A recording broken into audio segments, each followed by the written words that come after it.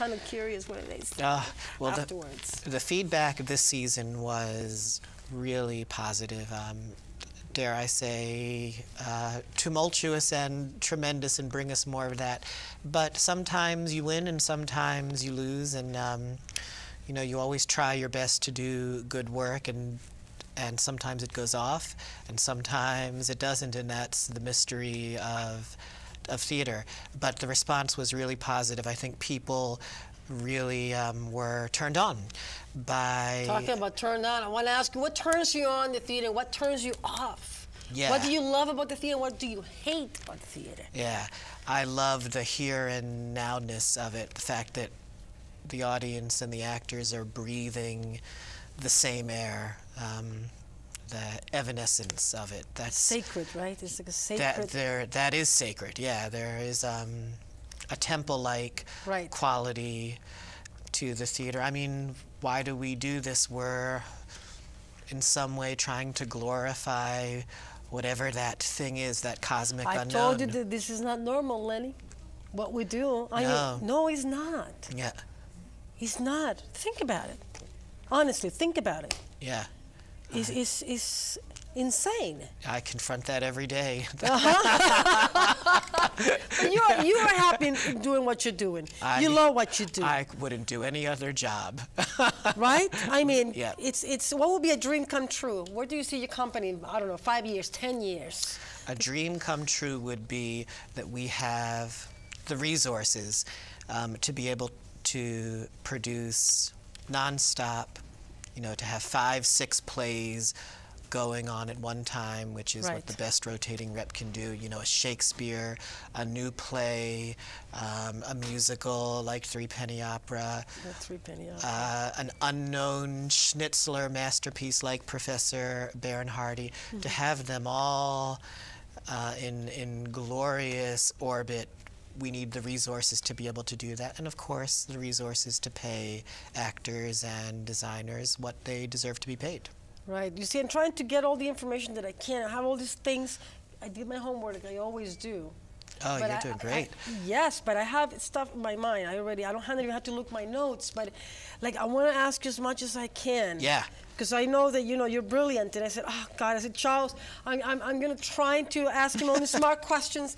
Sissy, don't beat him up with stupid questions, because you can be funny, and you can be stupid, and you can be this, and you can be that. But, you know, we talk very closely. Oh, yes. And when you do this kind of show, you got to do your homework, but you got to be yourself, too.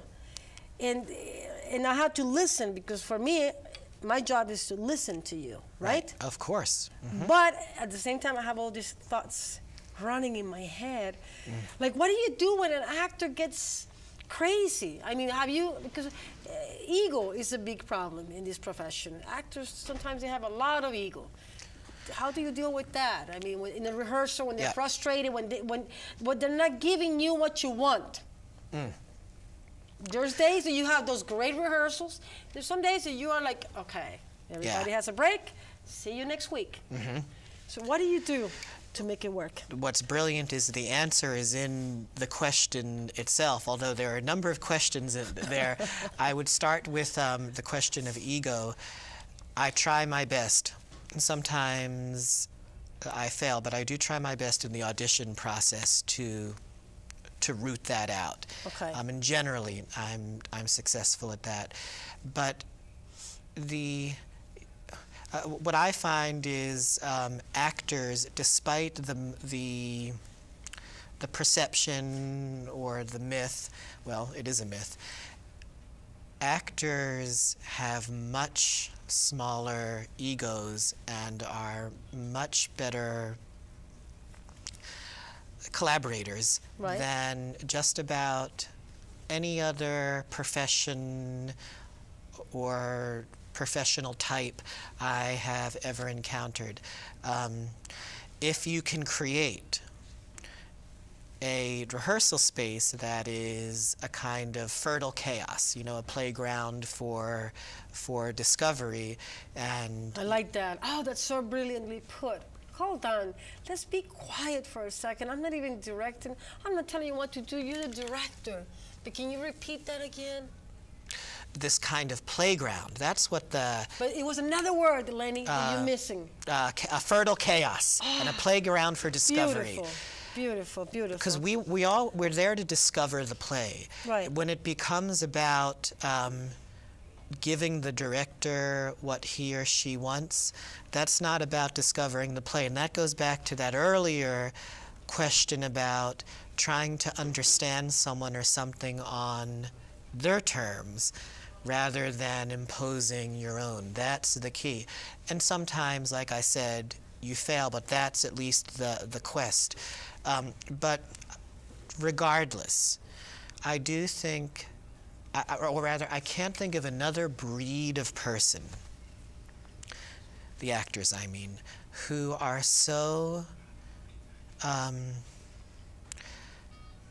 collaborative, unified by hard work and rigor and the history of their profession, by big ideas, by honesty and simplicity and truth-telling.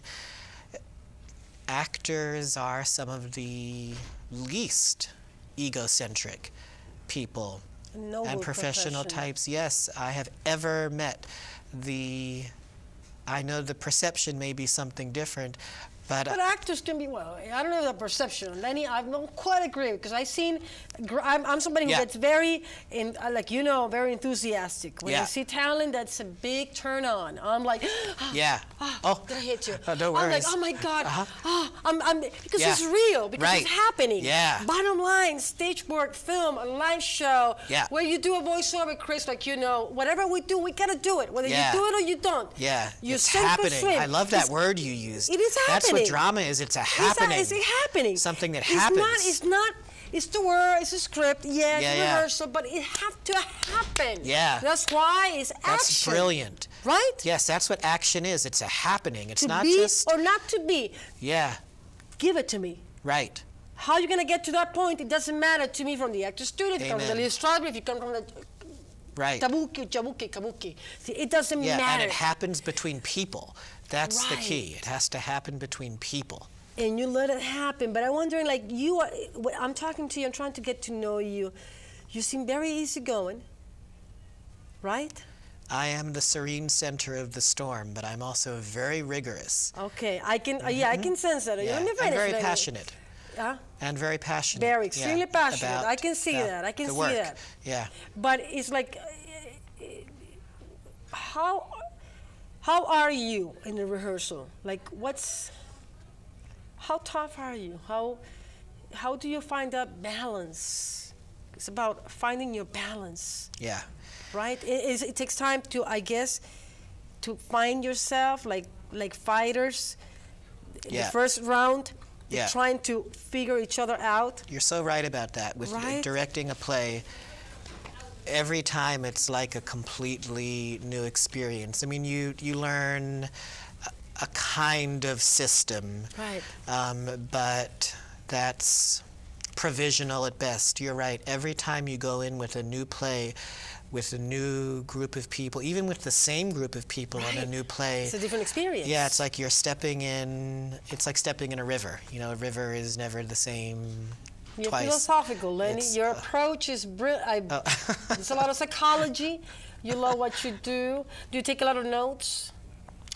I write very little. Mostly I watch. I very rarely do I sit down. I'm usually standing in the front of the room and I'm watching, and when I see something happen that unlocks a door, I pursue it and go through that door. But I'm also always quietly closing doors as well. Right. You know?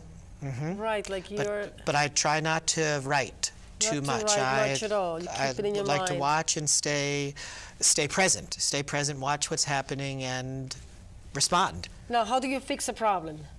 I'm giving you a lot of questions. It's fascinating stuff. Thank you. How do you fix a problem when you have an actor who's not, you know, we get stuck? Yeah. Usually, well, it depends on the problem. Anything is a vast generalization, and to generalize, of course, is to be an idiot. But usually when there's a problem, it's because, to go back to your word, the happening, what's happening between the people, the choice isn't the right choice. Right. Or the action and all the word. Action is the key when you're directing or when you're acting. It's the thing that ties people together. It's that movement of spirit and will. So if there's a problem and the scene isn't working, it's usually because the action that you're choosing to pursue, for example, maybe we've tried the choice to seduce.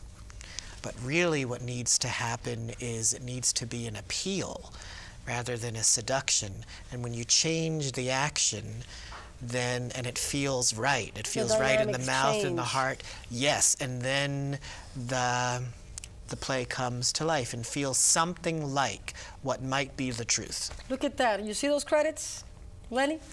Ah, you see that? brilliant. It's like, this is like, Wow. you get into it. We're doing a live show, and it doesn't feel that it's... We'll have to come back. Yeah, but we're going to keep talking a little bit. I want to say thank you to all my sponsors, all my team, my production team, Gloria Messer. Gloria's a wonder. Gloria, I love you, baby. Danny Darrow, I Yes. love you too. Rebecca Centeno, she's not here tonight, but she's one of my girls on camera. She's absolutely fantastic. I want to send my love to you.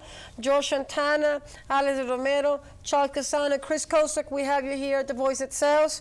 Very, very blessed to have you here. We missed you last week. This place is not the same when you're not around. Yeah. That's all I have to say. And Jeremy. And Jeremy. Of course, Jeremy, where are you, baby? I thought you were here on the floor. Oh, she's keeping you out there. But we just keep going. We keep going because this is interesting stuff. Peter Brook says that a good director doesn't need to raise his voice. A director should never. There's no exception to this rule. A director should never raise his voice or yell or throw a tantrum. That's totally self-indulgent, and it has to be resisted at all costs.